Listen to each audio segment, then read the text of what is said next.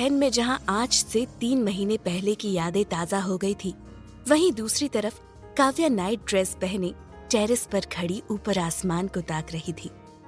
आज आसमान में एक भी तारा नहीं था। काव्या की आंखों में खालीपन साफ दिख रहा था। ठंडी हवा के झोंके से उसके कंधे पर मौजूद स्टोल धीरे से सरक गई, जिससे कि उसकी सुराही जैसी गर्दन दिखने लगी।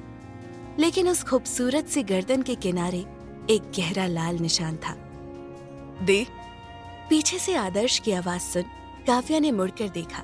आदर्श हाथ में कॉफी के 2 कप थामे खड़ा था। उसने आगे बढ़कर 1 कप काव्या की तरफ बढ़ाते हुए कहा, मुझे लगा कि आपको इसकी जरूरत है। काव्या ने कप थामते हुए उदासी भरी नजरों से आदर्श को देखा तो उसने भारी माहौल को हल्का करने के लिए हल्के फुल्के अंदाज में कहा, तो अपने दूल्हे को अब किस तरह से भगाया? आदर्श की बात सुन काव्या के होठों पर फीकी सी मुस्कुराहट उभर आई। उसने अनमनेपन से कहा, आदर्श, तुझे तो पता है ना कि मुझे ये सब करना बिल्कुल भी पसंद नहीं है। मैं ऐसी नहीं थी, मुझे लोगों को हर्ट करना आता ही नहीं था। लेकिन टाइम ने मुझे कैसा कठोर बना दिया है, मुझे अब कुछ महसूस ही नहीं होता। काव्या की बात सुन आदर्श ने धीमे लहजे में कहा, दी, आपको फर्क पड़ता है सबकी बातों से। बस फर्क इतना है कि जिस बहन को पहले बात बात पर अपनी फीलिंग्स जाहिर करने की आदत थी, आज वो पूरी दुनिया से छिपकर अपने आंसू बहाती है। आदर्श की बात सुन काव्या का चेहरा थोड़ा पीला पड़ने लगा। वो पूरी दुनिया के सामने बदतमीजी का नकाब ओढ़े अपनी फीलिंग्स को छुपा सकती थी, लेकिन उसका छोटा भाई पता नहीं वो कैसे उसके दर्द को बिना बोले ही महसूस कर लेता था। आदर्श ने सामने की तरफ देखते हुए खालीपन से कहा, माना कि अब हम काफी दूर हो गए हैं, लेकिन मैं यही कोशिश करता हूं कि मैं आपको किसी भी तरह से हर्ट नहीं होने दूं। उस दिन डैड से बहस करने के बाद आप यहीं टेरेस पर आकर काफी देर तक रोई थी और अपने बिहेवियर पर पछता भी रही थी। आदर्श की बात सुन काव्या के दिमाग में आज से 3 महीने पहले हुई इस घटना का दृश्य घूमने लगा, जिसके बाद उसके डैड उसके ऊपर शादी का दबाव जोरों से डालने लगे थे। ठीक 3 महीने पहले संडे रात के 11 बजे मलाड लोकेलिटी में बसे राणावत विला के हॉल में बत्ती जगमगा रही थी और हॉल में मौजूद लोगों के बीच सन्नाटा पसरा था। बाएं हाथ में मोबाइल पकड़े जयकिशन राणावत सामने सोफे पर बैठी अपनी 24 साल की बेटी काव्या पर भड़कते हुए बोले, बहुत देख ली तुम्हारी नौटंकी, अब अपना ये नाटक छोड़ो और सुबह आने वाले मेहमानों के सामने ढंग से आना। अगर तुम उन्हें पसंद आ गई तो 2 हफ्ते में तुम्हारी शादी कर यहाँ से विदा कर दूंगा। अगर वो लोग नहीं माने तो मैं किसी और को ढूंढ लूंगा, लेकिन अब तुम्हारी शादी तो होकर ही रहेगी। बहुत करने दी है तुम्हें अपनी मनमानी मैंने। जयकिशन की डांट सुनकर भी जैसे काव्या को कुछ फर्क नहीं पड़ रहा था। वो 2 घंटे पहले जब नशे की हालत में घर पहुंची थी तो जयकिशन की मानो जैसे सांसें ही अटक गई हो। उन्होंने पल भर में ही जैसे कुछ फैसला कर लिया था और रात के 11 बजे अपना फैसला सुनाने के लिए उन्होंने घर के मेंबर्स को इकट्ठा किया था। काव्या के साथ साथ उसकी माँ काजल और उसका छोटा भाई आदर्श भी मौजूद था। जहाँ इन दोनों के चेहरे पर घबराहट छाई थी, वहीं दूसरी ओर काव्या बेमन से सोफे पर बैठी ऊँग रही थी। शर्म तो आती नहीं तुम्हें? तुम्हारी ये बेहुदा हरकतों की वीडियो अब मुझे मेरे कलीग्स भेजने लगे हैं। बोलते हुए जयकिशन ने मोबाइल में एक वीडियो को सबके सामने दिखाते हुए दांत भींचकर कहा, देखिए आप सब भी। मोबाइल में वीडियो ऑन थी जिसमें काव्या के होठों पर दारू की बोतल लगी थी और वो एक क्लब में छोटे से कपड़े पहने झूम रही थी। आसपास खड़े लड़के उसे वासना भरी नजरों से घूर रहे थे। ये वीडियो देखते ही काजल की आंखों में शर्म झुक गई। आदर्श भी बेबसी नजरों से काव्या की तरफ देखने लगा।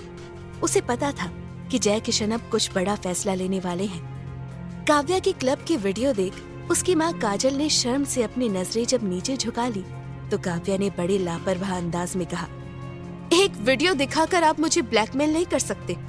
मैं शादी के लिए किसी के भी सामने नहीं आऊंगी, तुम्हें सामने आना ही होगा। जयकिशन के घुर्राने की आवाज अब राणावत विला में गूंजी थी। काव्या की बेफिक्री उनका खून जलाने के लिए काफी थी। जय किशन ने मोबाइल काव्या की तरफ उछाल नफरत भरे अंदाज में पास ही खड़ी काव्या की माँ काजल और उसके भाई आदर्श की तरफ देखते हुए कहा, तुम दोनों के ही ढीलेपन का नतीजा है ये लड़की आज इतनी बदतमीज हो गई है कि इसकी झिझक ही खत्म हो गई है। आज मुझे कितनी शर्म आ रही है इसे अपनी औलाद कहते हुए। काजल ने जल्दी से बात संभालते हुए कहा, आप क्यों अपना बीपी हाई कर रहे हैं? मैं समझाती हूँ इसे। बोलते हुए काजल ने घूरते हुए काव्या को देखा, जो अब बड़ी बेशर्मी से टांग पर टांग चढ़ाए सोफे पर इस अंदाज में बैठी थी जैसे उसके सामने कोई सीरियल एपिसोड चल रहा हो। अपनी माँ की घूरती नजरों को देख उसने एक भौं उचकाते हुए कहा, आप लोगों की सारी कोशिशें बेकार ही जाएंगी। मैं शादी नहीं कर रही। उसने जैसे ही अपना फैसला सुनाया हो, सबके माथे पर तनाव देकर काव्या ने कानों पर हेडफोन लगाए और सीढ़ियां फलांगते हुए अपने कमरे की तरफ बढ़ गई। उसे ढीठ की तरह जाते देख जय किशन ने दांत भींचते हुए कहा, देखा तुमने, ये लड़की अब हाथ से निकल चुकी है। हमें इसे घर वापस लाना ही नहीं चाहिए था। सड़ती रहती अपनी पुरानी जिंदगी में। जय किशन की बात सुन आदर्श ने तड़पते हुए कहा, डैड प्लीज ऐसा तो मत बोले। माना कि दीदी थोड़ी स्टबर्न हो गई है, लेकिन ये सब उस हादसे की वजह से ही तो हुआ है। वो पहले तो कभी ऐसी नहीं थी ना। काजल ने भी जय किशन के कंधे पर हाथ रखते हुए उसे समझाया, आपका गुस्सा जायज है, लेकिन उसके लिए अपनी बेटी को कुछ उल्टा सीधा न बोले। वो पहले ही काफी कुछ झेल चुकी है, इसलिए शादी के नाम पर भागती है। काजल की बात सुन जय किशन ने ठंडी सांस छोड़ते हुए कहा, वो सिर्फ शादी नहीं करने को मना करती तो मैं इतना हर्ट नहीं होता, लेकिन उसने अपनी जिद में आकर अब वो हर काम शुरू कर दिया है जो अच्छे घरों की लड़कियां नहीं करती। उसका बार बार यूं क्लब में यूं आना जाना, नशे करना उसकी जिंदगी तबाह कर रहा है, जिसे वो अपनी आजादी समझ रही है। असल में तो वो बेड़ियां हैं जिनमें वो कसती चली जा रही है। शादी करके मैं उसे इन बेड़ियों से आजाद करना चाहता हूँ। जय किशन की बात सुन काजल ने झिझकते हुए पूछा, अगर ये शादी उसके लिए एक पिंजरा बन गई तो तब भी आप खुद को सही समझेंगे? काजल का सवाल सुन जय किशन ने कुछ जवाब नहीं दिया और ठंडे लहजे में बस इतना ही कहा, सुबह 9 बजे तक काव्या को अच्छे से तैयार कर दीजिएगा।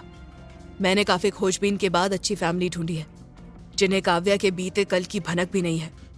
बस एक बार शादी की डेट फिक्स हो जाए, फिर सीधे शादी के दिन तक मैं काव्या को किसी के सामने नहीं आने दूंगा।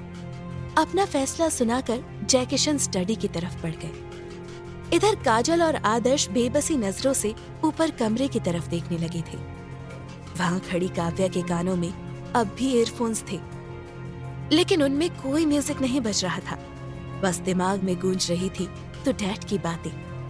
उसने आंखों में आते हुए आंसुओं को अंदर धकेला और कमरे के अंदर जाकर धड़ाम की आवाज के साथ दरवाजा लॉक कर लिया।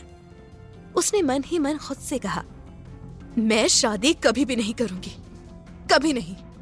ये शादी नहीं, बस एक सौदा होगा डैड, और काव्या राणावत फिर से अपनी जिंदगी तबाह नहीं होने देगी। 3 महीने पहले की हुई उस घटना को याद कर काव्या ने आंखें मूंद ली और कपकपाते आवाज के साथ कहा, मेरे पास ने मुझ में सिर्फ जहर भर दिया है। मैं अब किसी से भी प्यार नहीं कर सकती आदर्श, इसलिए मुझे ये शादी किसी भी हाल में तोड़नी ही है। मुझे ये शादी किसी भी हाल में टूटने से बचानी होगी। इधर श्लोक गाड़ी ड्राइव करते हुए खुद को ही जैसे तसल्ली देते हुए बोला, काव्या, तुमने मुझसे शादी सिर्फ डिवोर्स देने के लिए तो नहीं की होगी ना। कुछ तो है जो मुझसे अभी भी छुपा है, लेकिन क्या? आखिर क्या है काव्या का अतीत? क्या सच में ये उसकी दूसरी शादी है या श्लोक